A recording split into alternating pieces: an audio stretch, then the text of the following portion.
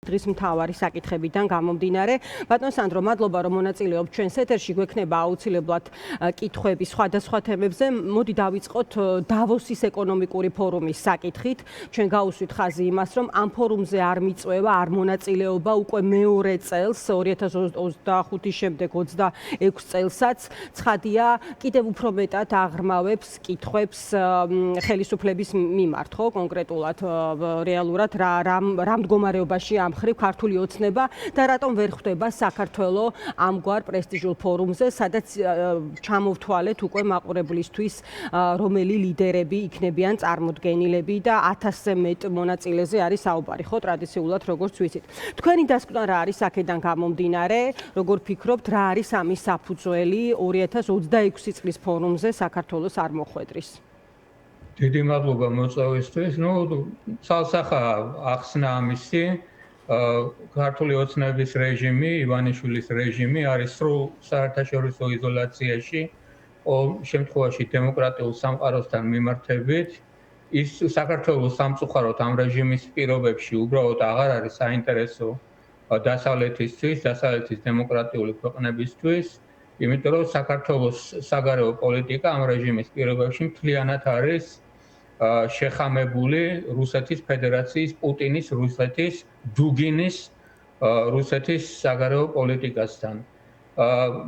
ერთადერთი რასაც ცდილობს ამ რეჟიმის წარმომადგენლობა, მაგალითად ყობახიძის სახით, არის ის, რომ რაღაცნაირი ეკონომიკური კავშირები დაამყაროს სპარსეთის ყურის არაბულ ქვეყნებთან, მაგალითად გაერთიანებულ არაბთა საემიროებთან, მაგრამ ჩვენ ვნახეთ, რომ საემიროებში ყოფნისას ყობახიძემ გააკეთა განცხადება იმის თაობაზე, რომ თურმე საქართველოს არის ევროპული ქვეყანა და თურმე საქართველოს მიესწრაფვის ევროკავშირში გაერთიანებისკენ. ეს ის ყობახიძეა, რომელიც თავის სხვა ამბსონებთან ერთად ყოველდღიურად არა აბსოლუტურად არადიპლომატიური და არაპოლიტიკური ფრაზეოლოგიით მიწასთან ასწორებს ევროკავშირის ხელმძღვანელობას, მისი ჭკუით მიწასთან ასწორებს სწორედ.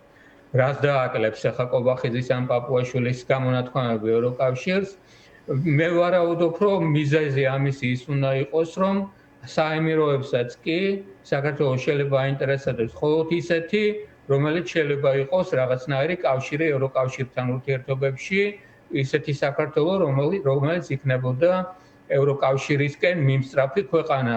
და აი ამის თვალის ასახვევად ამბობს ყობახიძე იმას, რაც მან განაცხადა აბუ-დაბიში, როგორც ჩანს, უნდა რომ მოატყუოს, ასე ვთქვათ, არაბთა გაერთიანებული საემიროების ხელმძღვანელობა, რომ თითქოს საქართველოს კლავერგულია ევროატლანტიკური ევროპული პოლიტიკა. სხვადასხვა ბატონ სანდრო, ეს ფორუმზე ლიდერების დიალოგის ფორმატში გაკეთებული განცხადება იყო და შემდეგ კომენტარში რომ მოსჩა ეს შეხვედრა, იგივე რიტორიკა გაგრძელდა, ხო? აქაც იყო საგრძნობი რეალურად რას ემსახურებოდა იმ მომენტში აღნიშნული განცხადება. შესაძლოა სწორედ იმ არგუმენტით აიხსნას, რაზეც თქვენ და სხვა პირებიც საუბრობენ ამ კონტექსტში, რომ ბალანსის ძიებაშია ხელისუფლება, თუნდაც იმ ერთგვარი იზოლაციის პირობებში, რაც ჩანს ახლა დავოსის ფორუმზე არ მიწვევით? დიახ, რასაკვირველია ამაშია ზუსტად საქმე. საქართველოს ტრადიციულად საინტერესოა, ისტორიულად საინტერესოა იმდენად, რამდენადაც ის სხვადასხვა ჩრდილოეთსა და სამხრეთს, დასავლეთსა და აღმოსავლეთს, აღმოსავლეთსა და დასავლეთს შორის გზაზე მდებარეობს, გზაჯვარედინზე და მისი პოლიტიკა ყოველ შემთხვევაში დამოუკიდებლობის შემდეგ ზუსტად აქეთკენ იყო მიმართული, როდესაც ჩამოყალიბდა საქართველოს თანამედროვე სახელმწიფოს ფუნქცია და მისია, როგორც კორიდორისა აღმოსავლეთიდან დასავლეთისკენ მიმავალ გზაზე. და აი ზუსტად ეს ჩამოშალა ქართული ოცნების რეჟიმმა, ივანიშვილის რეჟიმმა, რადგან რუსეთის ინტერესებში ამისანა საქართველოს არ არის, რუსეთის ინტერესებშია საქართველოს, რომელიც არის მისი უკანა ეზო და მის ჭაობში ჩაფლული ქვეყანა. ეს მოახერხა ჯერჯერობით ყოველ შემთხვევაში ივანიშვილის რეჟიმმა და ასეთ საქართველოს არ აინტერესებს არც დასავლეთს, არც აღმოსავლეთს, არც სამხრეთს. გასაგებია და თქვენ აღნიშნეთ ის განცხადება, რომელიც ევროკავშირთან დაკავშირებით ადგილზე გააკეთა კობახიძემ, სხვა შორის ის ამბობდა, რომ აი რაღაც არაბული სამყაროს ქვეყნის ლიდერის მხარდაჭერაზე ლაპარაკობდა ამ პროცესში და ერთი კითხვა მინდა დაგისვათ აქედან გამომდინარე, ოცნება ხშირად ამბობს, რომ ნებისმიერ შემთხვევაში ისინი ამტკიცებენ, რომ აი დიდი თქვა დისკომფორტი არ აქვთ, ხო, არსებული მოცემულობით, რომელიც არის. ანუ ეს რამდენად არის სიმართლე, ბატონ სანდრო, თქვენი დაკვირვებით და თქვათ აი დღევანდე ფორუმზე არ დასწრების ამბავიც ამ კონტექსტში რატომ არის საყურადღებო იგივე ქართული ოცნებისთვის, რომელიც პერიოდულად მაინც ცდილობს, რომ ამტკიცოს, რომ არ აქვს არაღიარების პრობლემა და ყველგან არიან სადაც საჭიროა, ხო, ასეც ხდება ხოლმე გარკვეულწილად მათ მიერ არსებული სურათის აღწერა. აი კონკრეტულად ეს ამბავი კიდევ რისი დადასტურება არის მათი რიტორიკის კონტექსტში, რასაც ისინი ყოველდღიურად ავითარებენ საზოგადოების და მაყურებლის წინაშე სხვადასხვა საშუალების გამოყენებით. ეს არის სიცრუის პროპაგანდა, რასაკვირველია შეუძლებელია არ აღელვებდეს ამ რეჟიმს ის რომ საქართველოს მათ ხელში მოექცა საერთაშორისო იზოლაციაში თანამედროვე სამყარო ისეა აგებული რომ ეკონომიკური ურთიერთობები უზრუნველყოს მათ შორის ასე ვთქვათ გამგზობადობას ამა თუ იმ ქვეყნის პოლიტიკური კურსისა და ამა თუ იმ ქვეყნის სტაბილობისა. საქართველოს ისედაც ღარიბი ქვეყანაა მოგეხსენებათ ჩვენ არა ვართ რუსეთი რომელიც სავსეა ასე ვთქვათ, სასაგებო წიაღისეულით და ბუნებრივი რესურსებით, ჩვენ დამოუკიდებლად, იზოლირებულად, ეკონომიკურად არსებობა დიდხანს არ შეგვიძლია, ამიტომაც არის, რომ ეს რეჟიმი საზღვარკვეთილი ეძებს ახალ ეკონომიკურ კავშირებს, მათ შორის სამხრეთში, მათ შორის ჩინეთთან, მაგრამ ჩინეთისთვისაც არ არის, ასე ვთქვათ, საინტერესო ის საქართველოს რომელიც არის უბრალოდ რუსეთის პროვინცია ეკონომიკური გაგებით და პოლიტიკური გაგებით, თუნდაც რომ ინარჩუნებდეს გარეგნულად დამოუკიდებელი. გარდა ამისა, ბატონ სანდრო, აქვე აი ამ ფორუმის განმარტებაშიც არის აღნიშნული, ანუ ეს ფორუმი დავოსი არ არის მხოლოდ ეკონომიკური ნიშნის შეხვედრა, ხო? იმიტომ რომ აი აქვე არის განმარტებული და ყველა დაინტერესებული პირისთვის, რომ ეს არის ყოველწლიური შეხვედრა მიუკერძობელი პლატფორმა დიალოგისთვის, თანამშრომლობისთვის და ქმედებებისთვის და აქვე არის განმარტებული კონტექსტი, რომ ეს არის ღრმა გეოპოლიტიკური, ტექნოლოგიური და საზოგადოებრივი ცვლილებით განსაზღვრული მომენტიო, ხო? თავად ეს აღწერაც საუკეთესოდ ახასიათებს ამ შეხვედრის მნიშვნელობას, სადაც მსოფლიოს ყველა წამყვანი ლიდერი იქნება და ალბათ იქნება გარკვეულწილად აზრთა გაცვლა გამოცვლის შესაძლებლობა. ხო, აი აქედან გამოკლებაზე ვლაპარაკობთ, ასე გამოდის. კი ბატონო, ეს ასეა და სწორედ აი ამ ვითარებაში, აი ამ ახალი საერთაშორისო წესრიგის ძიებაში, მათ შორის ახალი გეოპოლიტიკური ბალანსების ძიებაში, ახალი ეკონომიკური ურთიერთობის ჩამოყალიბების ძიებაში, ამაში ყველაფერში საქართველოს აღმოჩნდა თამაშგარე მდგომარეობაში და საქართველოს აღმოჩნდა მდგომარეობაში, სადაც რომლის მიმართ ინტერესი არის ნული. გასაგებია, კარგი. და ეხლა ერთი საკითხი რაც ასევე მინდა რაზეც მინდა გადავიდეთ და მოვასწროთ, ეს არის ღარიბაშვილის ამბავი, ის რაც ტევ პირველის ეთერში ინგა გრიგოლიას რეაქციაში მოყვა ყოფილმა მაღალჩინოსანმა.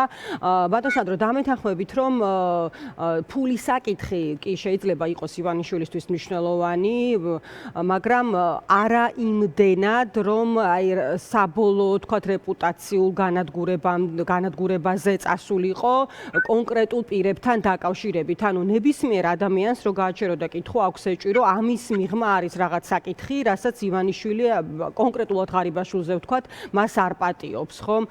რამდენად სარწმუნოა თქვენთვის ვთქვათ ეს კონკრეტული ვერსია, ან თქვენც ფიქრობთ თუ არა, რომ ის რაც უჩვენეს საზოგადოებას და მოუყვნენ, არ ასახავს იმ რეალობას და იმ რეალურ მიზეზს, რის გამოც მოხდა ასეთი ამგვარი დაპირისპირება ივანიშვილის ღარიბაშვილთან და ამაზე მე მგონი არავინ არ დაობს, რომ ეს სწორედ ივანიშვილის გადაწყვეტილება არის იმგვარი განაჩენი ღარიბაშვილისადმი, რაც ყველამ ერთად ვნახეთ.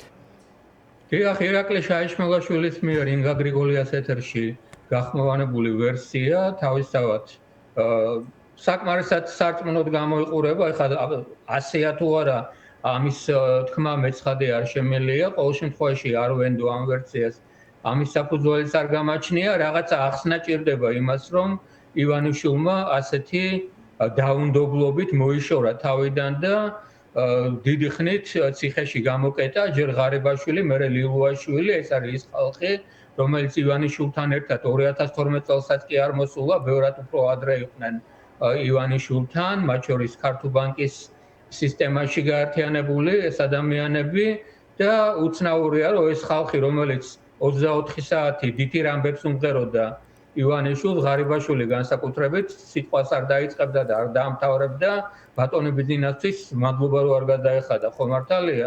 ამიტომ რაღაცა ახსნა უნდა ჭირდებოდეს იმას, რომ აი ასეთი სისასტიკით გაწირა ეს ორი ადამიანი. ხა კორუმპირებულობა ამ ორი ხალხის არავის არ უკვირს ჩვენ ორგანიზაციას მით უმეტეს, იმიტომ რომ წლების განმავლობაში სწორედ ღარიბაშვილის, ლილუაშვილის და სხვების კორუფციაში ჩართულობაზე ბევრს წერდით.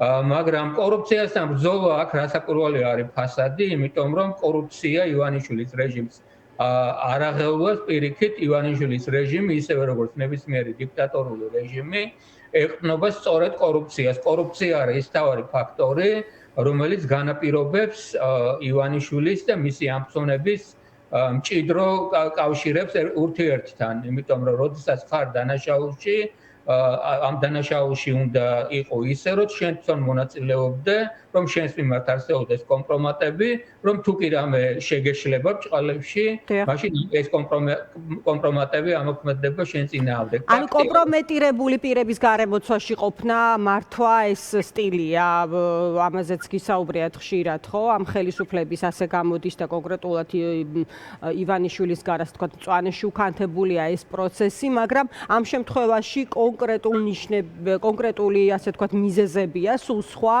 რომლის შესახებაც ესე ფართოდ არ იცის საზოგადოება, მაგრამ შესაძლოა ქართული ოცნების შიგნითაც ძალიან ბევრმა იცის ამის შესახებ და აი დაკვირვება ბოლო პერიოდში სხვათა შორის მათ კომენტარებზეც რაღაც გარკვეულწილად აღძრავს ეჭვს, რომ მათ შეიძლება რაღაც უფრო მეტი იციან, რაც ყველას ერთად ტელევიზორით გვიჩვენეს.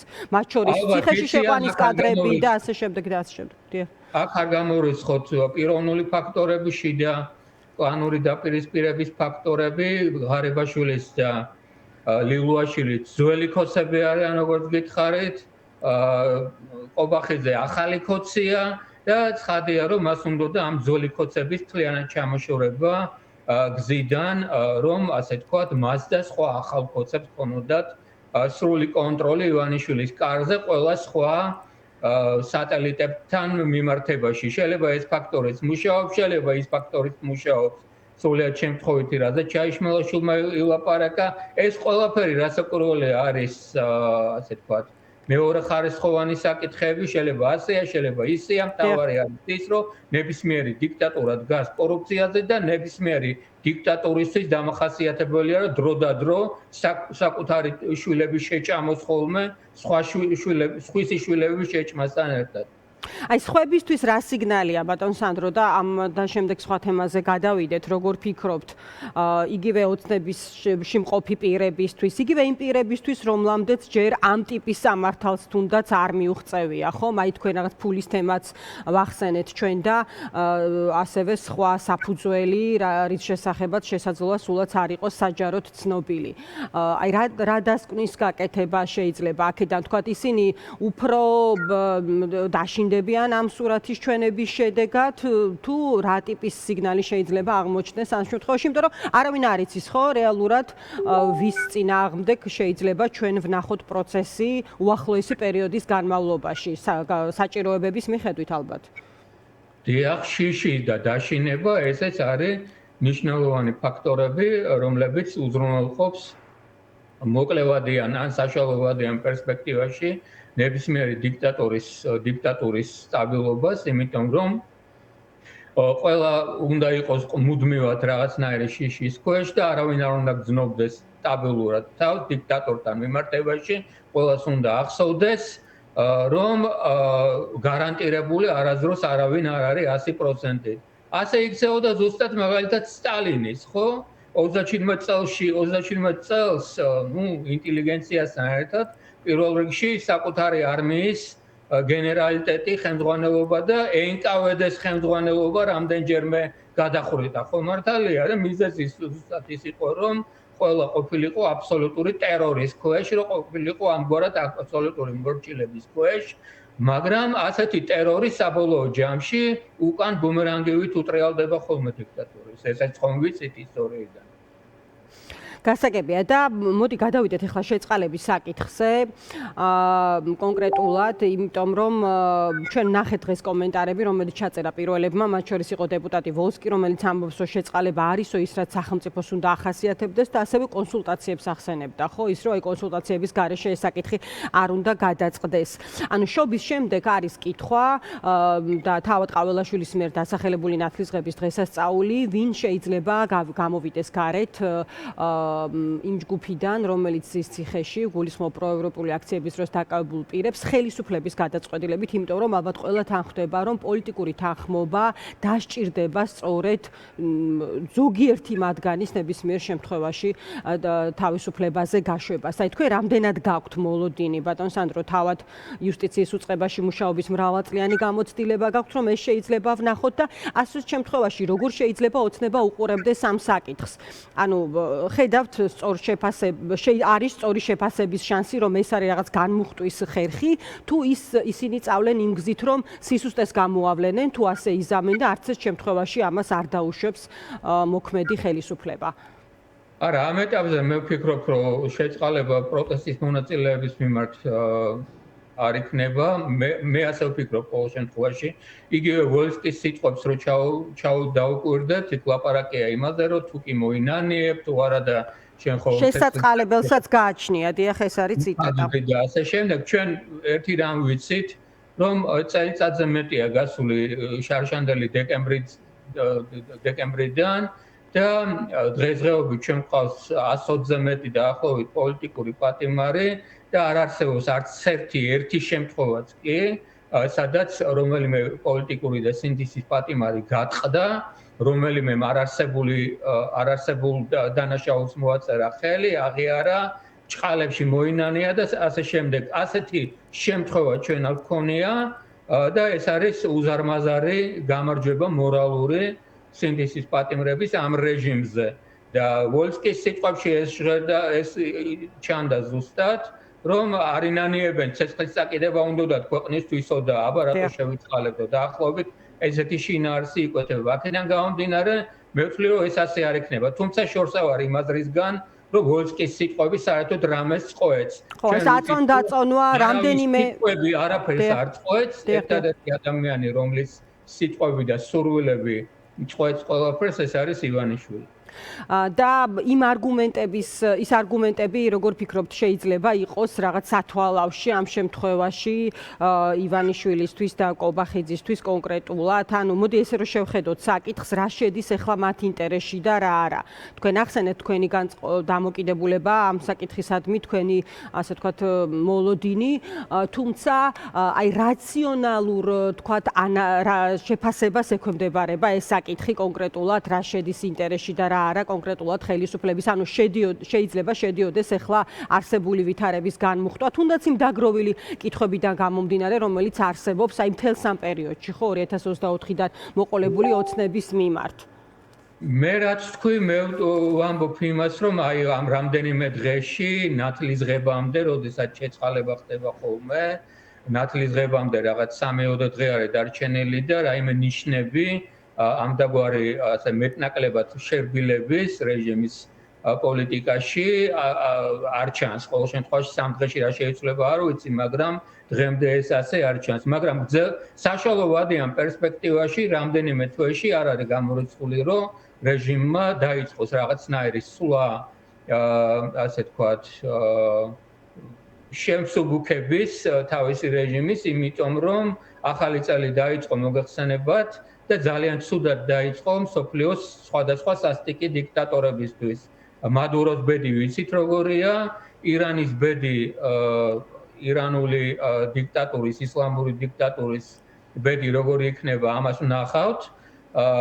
შიდა პროცესების და გარე ზემოქმედების კომბინაციის შედეგად ეჭვმეპარება რომ ამ რეჟიმმა კიდევ დიდხანს გასტანოს და ეს არის მესიჯი შესაბამისად გაგზავნილი ამ სამყაროში არსებული სხვა დიქტატორების მიმართაც და აქედან გამომდინარე ალბათ ეს დიქტატორი და მისი დიქტატურაც რაღაცაზე ფიქრობს რომ რაღაცაზე მაინც დაიწყოს მოლაპარაკებები დასავლეთთან პირველ რიგში ტრამპის ადმინისტრაციასთან და ამისათვის მას მოუწევს რაღაც კომპრომისებზე წასვლა. მე ასე ვფიქრობ. თუმცა ვნახოთ როგორ გამიტარდება მოვლენა. პასუხგაუცემელი კითხვები ვახსენე ბატონ სანდრო ბოლოს ამას კითხავთ და ჩვენ ამ კონტექსტში მინდა კითხოთ სავარაუდო ქიმიური ნივთიერებით შესაძლო მოწამვლის საკითხთან დაკავშირებით ჩვენ ვნახეთ რომ ოცნებამ BBC-ს ითქვა რომ მიმართეს საჩივრით და მოითხოვენ მასალების წაშლას და ბოდიშს ხო ამ ხრივ რა მოლოდინი გაქვთ და რა როგორ ფიქრობთ აი როგორ შეიძლება წარიმართოს პროცესი იყო გარკვეული საუბარი იმაზე მიმართავდა არ მიმართავდა საბოლოოდ ითქვა რომ მიმართეს და ასევე ჩვენ BBC-ს განმარტებაც ვნახეთ ამ საჩივართან დაკავშირებით. რა დასკვნის საფუძველია ეს თქვენთვის?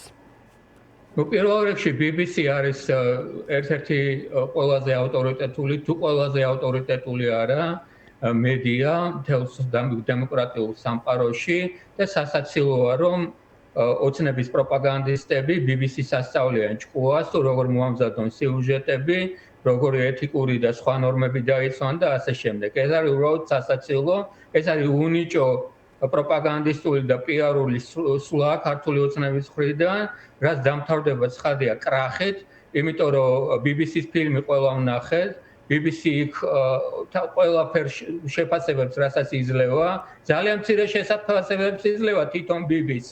სხვათა შორის, მაგრამ თუმცა იძლევა ეს ყველაფერი არის წყაროებზე დაფუძნებული.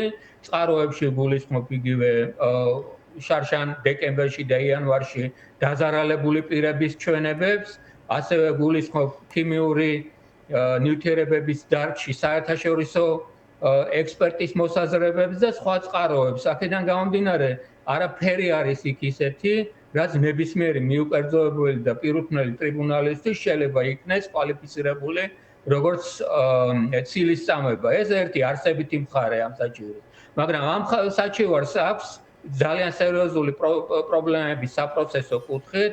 მე ამის თაობაზე Facebook პოსტის გამოვაქვეყნე. საქმე ის არის, რომ ნებისმიერ სასამართლოში თუ ადმინისტრაციულ ორგანოში მთელი საერთაშორისო მასშტაბით ცალკეული ქვეყნების სამართალი ასეთია, ასეა აგებული საერთაშორისო მოგვარების მექანიზმები ასეა აგებული, რომ პირ შეუძლია მიმართოს ნებისმიერ ტრიბუნალს მხოლოდ საკუთარი დარღვეული უფლებების აღსადგენად. ხვის მაგივრად საჩივარს ვერ შეიტან.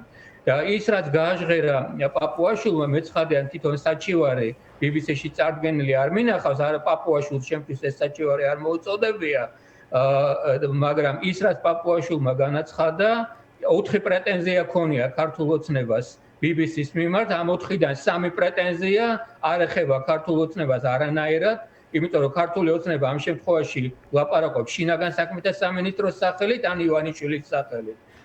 შინაგან საქმეთა სამინისტროს და ივანიშვილის სახელით ქართული ოცნება ვერ ილაპარაკებს, იმიტომ რომ უბრალოდ სხვა იურიდიული პირია, ხო მართალია.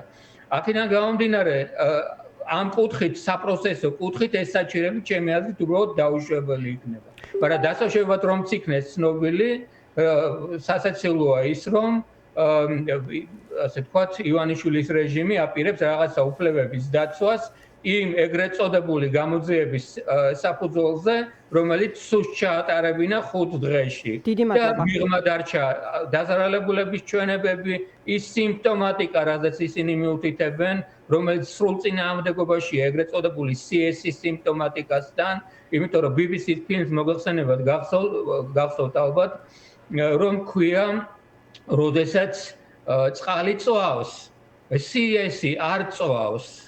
წვავს რაღაც სხვა მავნე ნივთიერება და ზუსტად ის კოდებიც არის საქმეში აღიარებული სხვა შორის ქართული ოცნების შინაგან საქმეთა სამინისტროს მხრიდანაც, სადაც კოდირებული CS-ი უბრალოდ ვერ იქნება. ის კოდები, გაეროს კოდები, რომელიც არის მითითებული მათ შორის ქართული ოცნების გამოძიების მასალებში, შეუძლებელია რომ მისადაგებული იყოს. დიდი მადლობა.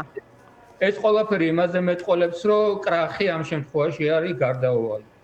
დიდი მადლობა ბატონ სანდრო, დაგემშვიდობებით. სანდრო